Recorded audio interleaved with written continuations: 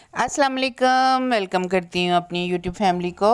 अल्लाह ताला आपको अपने प्यारों के साथ हमेशा खुश व खुर्रम रखे और आपके दस्तरखान अल्लाह ताला की रहमतों नेमतों और बरकतों के साथ हमेशा सजे रहें। जी, ये जो खांसी की आवाज़ आ रही है बैकग्राउंड में आपको, ये मेरी प्यारी सी बिटिया को बुखार खांसी ज़ुकाम जो कि आजकल हर घर घर में चल रहा है, तो ये मेरे साथ बैठी हुई है कि मामा मैं आपके साथ वॉइस ओवर कराऊँगी और उसको थोड़ी थोड़ी खांसी भी लगी है, उसके लिए एक्सक्यूज़ कर दीजिएगा और मेरी बेटी के लिए ढेर सारी दुआ कीजिएगा अल्लाह ताला इसको जल्दी जल्दी ठीक कर दे, क्योंकि इसके पेपर्स भी हो रहे हैं।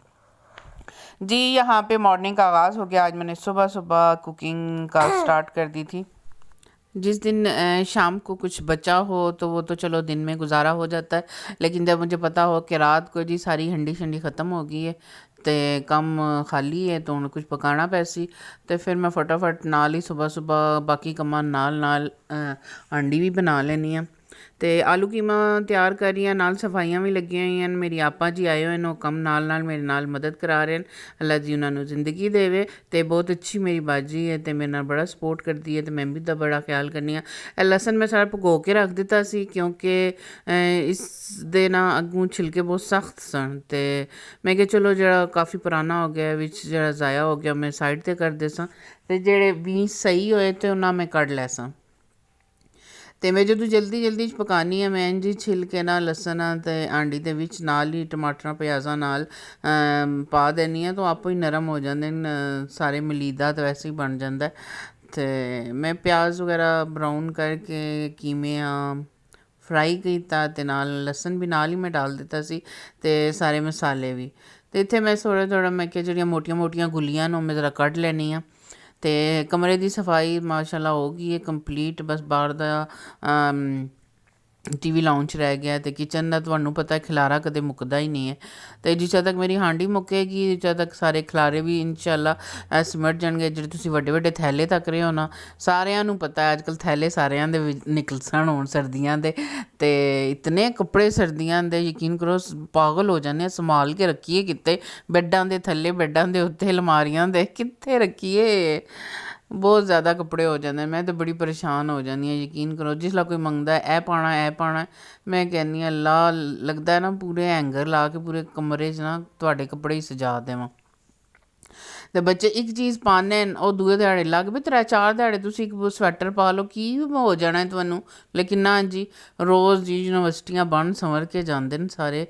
तो फिर मैं उन्होंने की करा जी, बच्चों का काम है, बच्चों की उम्र है, वो ना कर सन तो मैं कर सा, उन्हें ही करना है ना।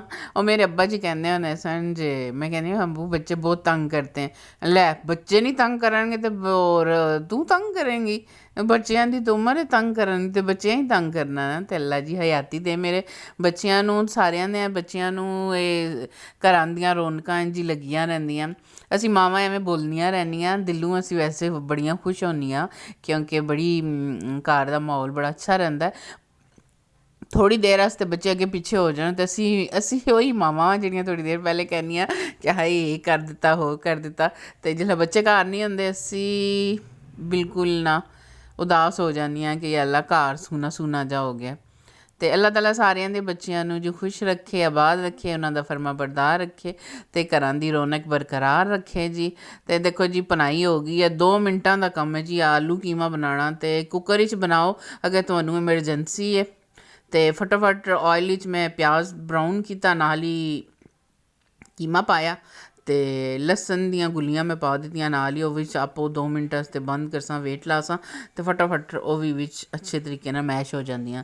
तो हमेशा मेरा पुत्र खाता नहीं है जी टमाटर के छिलके, तो मैं हुण स्पैशल मैं ग्रैंड करके टमाटर पानी है क्योंकि उन्हीं हाँ अगर कोई कढ़ाई च खा लैने बड़ी मर्जी ना, कि मैं कढ़ाई च भी मैं ग्रैंड करके ही पानी है, कदे किरे मैं वो सांझ मैं इंज ही पा ला, लेकिन ज़्यादातर मैं ग्रैंड करके ही पानी हाँ। तो आलू मैं लै ले 3-4 इन्ना मैं छिलसा तो बरीक बरीक कट लैसा।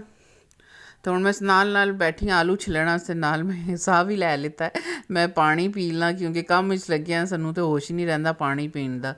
तो बस कोशिश यही होंदी है एक बारी सारे काम कट्ठे खत्म हो जाए तो असीं वेलियां होके बह जाइए। ठीक है माशाल्लाह तो कुछ कैडा सोहना निकलिया रंग कीमे ना, ਤੇ ਮੈਂ ਹਮੇਸ਼ਾ ਗੋਸ਼ਤ ਵਾਲੀ ਜਿਹੜੀ ਵੀ ਚੀਜ਼ ਉਹਦੇ 'ਚ ਬੜੀ ਇਲਾਇਚੀ ਲਾਜ਼ਮੀ ਪਾਇਆ ਕਰੋ। ਇਸ ਨੇ ਨਾ ਬੜੀ ਅੱਛੀ ਖੁਸ਼ਬੂ ਹੋ ਜਾਂਦੀ ਹੈ ਸਾਲਨ ਦੀ, ਤੇ ਮੈਂ ਜਿਹੜੀ ਕੀਮੇ ਤੇ ਗੋਸ਼ਤ ਦੀ ਹਲਕੀ ਜਿਹੀ ਮਹਿਕ ਹੁੰਦੀ ਹੈ ਉਹ ਵੀ ਖ਼ਤਮ ਹੋ ਜਾਂਦੀ ਹੈ। ਤੇ ਬੜਾ ਸੋਹਣਾ ਜਿਹਾ ਭੁੰਨ ਗਿਆ। ਤੇ ਮੈਂ ਥੋੜ੍ਹਾ ਜਿਹਾ ਘਿਓ ਜ਼ਿਆਦਾ ਪਾਉਂਦੀ ਹਾਂ, ਕਿਉਂਕਿ ਮੇਰੇ ਜੇ ਸਰਤਾਜ ਨਾ ਉਹਨਾਂ ਬਸ ਲਾਲ ਲਾਲ ਆਂਡੀ ਚੰਗੀ ਲੱਗਦੀ ਹੈ। ਬਸ ਇਹ ਉੱਤੇ ਤਰੀ ਸ਼ਰੀ ਹੋਵੇ ਤੇ ਮਜ਼ੇ ਆਉਣ। ਮੈਂ ਕਿਹਾ ਹੁਣ ਉਮਰਾਂ ਉਹ ਨਹੀਂ ਰਹੀਆਂ ਤੁਹਾਡੀਆਂ ਤਰੀਆਂ ਖਾਣ ਦੀਆਂ, ਕੁਝ ਖੌਫ ਕਰੋ, ਡਾਕਟਰ ਮਨਾ ਕਰਦੇ ਨੇ। ਲੇਕਿਨ ਨਾ ਜੀ, ਜਿੱਦਾਂ ਤੱਕ ਪਲੇਟ ਸਜੀ ਨਾ ਹੋਏ ਤਰੀ ਨਾਲ, ਉਹਨਾਂ ਦੇ ਹਲਕ ਵਿੱਚੋਂ ਨਵਾਲਾ ਨਹੀਂ ਲੈਂਦਾ। ਅਤੇ ਮੈਨੂੰ ਦੱਸਿਓ ਕਿਹੜੀਆਂ ਕਿਹੜੀਆਂ ਭੈਣਾਂ ਮੇਰੀਆਂ ਇਹ ਜਿਹੀਆਂ ਜਿਨ੍ਹਾਂ ਨਾਲ ਆਈ ਹਿਸਾਬ ਹੈ ਜੀ ਆਂਡੀ ਸੋਹਣੀ ਹੋਣੀ। ਯਕੀਨ ਕਰੋ ਪੂਰਾ ਮਹੱਲਾ ਤਾਰੀਫ ਕਰਦੇ ਸੀ ਮੇਰੀ ਆਂਡੀ ਦੀ, ਲੇਕਿਨ ਜਿਹੜਾ ਮੇਰਾ ਘਰ ਵਾਲਾ ਹੈ ਨਾ ਜ਼ਿੰਦਾਬਾਦ, ਉਹ ਕੋਈ ਨਾ ਕੋਈ ਨੁਕਸ ਕੱਢ ਕੇ ਆਉਣਾ ਹੀ ਆਉਣਾ ਹੈ। ਯਕੀਨ ਕਰੋ ਹਰ ਕੋਈ ਪੰਜਾਬੀ ਲੋਕ ਜਿਹੜੀ ਆਂਡੀ ਪਕਾਉਂਦੇ ਨੇ ਨਾ, ਅਤੇ ਉਹ ਮੇਰੀ ਆਂਡੀ ਚੱਖਣ ਤਾਂ ਯਕੀਨ ਕਰੋ ਕਿ ਵਾਹ ਵਾਹ ਕਰ ਦਿੰਦੀਆਂ। ਮੇਰੀਆਂ ਭਾਬੀਆਂ ਕਹਿੰਦੀਆਂ ਨੇ ਕਿ ਤੇਰੀ ਆਂਡੀ ਦਾ ਬਹੁਤ ਹੀ ਜ਼ਾਇਕਾ ਹੁੰਦਾ ਹੈ। ਅਤੇ ਫਿਰ ਵੀ ਨਾਸਿਰ ਭਾਈ ਜਾਨ ਨੂੰ ਕੋਈ ਨਾ ਕੋਈ ਨਾ ਵਿੱਚ ਗੱਲ ਰਹਿ ਹੀ ਜਾਂਦੀ ਹੈ। تو میں کہیے جی بس، اور تو میں کبھی کبھی جب ان سے ناراض ہوتی ہوں آ گئی میری اردو ਤੇ ਮੈਨੂੰ ਕਹਿੰਦੇ ਨੇ ਜੇ ਭਲੀਏ ਲੋਕੇ ਮੈਂ ਤਾਂ ਦਿਲ ਲੱਗੀ ਕਰਨਾ, ਐਵੇਂ ਬਹਿਸ ਮੁਬਾਇਸਾ ਕੀ ਗੱਲ ਹੁੰਦੀ ਏ, ਬਸ ਥੋੜ੍ਹੀ ਜਿਹੀ ਬਸ ਸ਼ੁਗਲ ਮੇਲਾ ਲੱਗ ਜਾਂਦਾ ਜ਼ਰਾ। ਅਤੇ ਮੈਂ ਕਿਰੇ ਇੱਕ ਅੱਧ ਦਿਨ ਵਾਸਤੇ ਕਿਰੇ ਅੱਗੇ ਪਿੱਛੇ ਹੋ ਜਾ, ਫਿਰ ਮੈਨੂੰ ਕਹਿੰਦੇ ਮੇਰੇ ਪੇਟ ਹੀ ਦਰਦ ਹੋ ਗਿਆ, ਹੁਣ ਮੈਂ ਕਿਹਦੇ ਨਾਲ ਬਹਿਸ ਕਰਾਂ। ਮੈਂ ਕਿਹਾ ਸਹੀ ਹੋ ਗਿਆ ਜੀ, ਬਿਲਕੁਲ ਠੀਕ ਹੋ ਗਿਆ। ਇਹ ਮੀਆਂ ਬੀਵੀ ਦੀ ਨੋਕ ਝੋਕ ਬਹਿਸ ਇਹ ਪਿਆਰ ਦਾ ਹਿੱਸਾ ਹੁੰਦਾ ਹੈ ਅਤੇ ਘਰ ਦੀ ਰੌਣਕ ਹੁੰਦੀ ਹੈ। ਅਤੇ ਆਲੂ ਸ਼ਾਲੂ ਪੈ ਗਏ ਨੇ ਅਤੇ ਸੋਹਣੀ ਜਿਹੀ ਬਣਾਈ ਵੀ ਹੋ ਗਈ ਹੈ। ਤਾਂ ਮੈਂ ਜ਼ਰਾ ਜਿਹਾ ਪਾਣੀ ਪਾ ਕੇ ਸਾਂ ਵੇਟ ਲਾ ਦੇ ਸਾਂ ਅਤੇ ਮਜ਼ੇਦਾਰ ਆਲੂ ਕੀਮਾ ਤਿਆਰ। ਅਤੇ ਸੁਬਾਹ ਦਾ ਨਾਸ਼ਤਾ ਵੀ ਕੋਈ ਨਹੀਂ ਕੀਤਾ ਹੋਇਆ, ਖਾਲੀ ਪੇਟ ਲੱਗੀ ਹੋਈ ਹਾਂ ਮੈਂ। ਤਾਂ ਫਟਾਫਟ ਮੈਂ ਕਹਿੰਦੀ ਹਾਂ ਮੈਂ ਇੱਕ ਰੋਟੀ ਪਾਵਾਂ, ਇੱਕ ਆਪਣੀ ਆਪਾ ਜੀ ਨੂੰ ਦੇ ਸਾਂ ਰੋਟੀ, ਅਤੇ ਇੱਕ ਮੈਂ ਆਪੇ ਖਾ ਸਾਂ। ਅਤੇ ਨਾਲ ਕਿਚਨ ਦਾ ਕੰਮ ਵੀ ਸਮੇਟਦਿਆਂ ਔਰ ਜੈਸੇ ਜੇ ਮੈਂ ਤੁਹਾਨੂੰ ਕਿਚਨ ਦੀ ਹਾਲਤ ਦੱਸਣੀ ਆ, ਮੇਰੇ ਕਿਚਨ ਦੀ ਹਾਲਤ ਹੋਈ ਕਿਵੇਂ।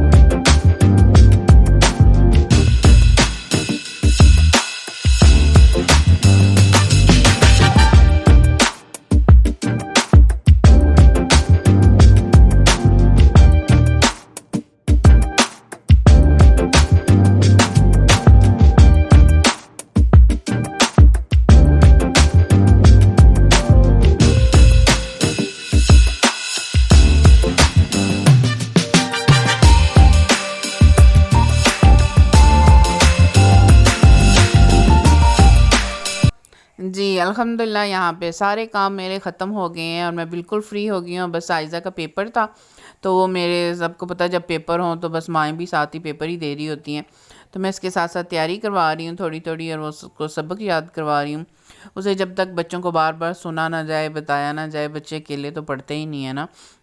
جی یہاں پہ سالن بھی تیار ہو گیا تھا، تو پھر میں نے روٹی اور سالن بنا کے اپنی آپا جی کو بھی بلا لیا تھا۔ میں نے کہا آ جائیں آپ کھانا شانا کھا لیں، تو مجھے بھی بھوک لگی تھی۔ ہم نے الحمدللہ بہت اچھا قیمہ آلو بنے تھے، تو کھانا شانا کھایا۔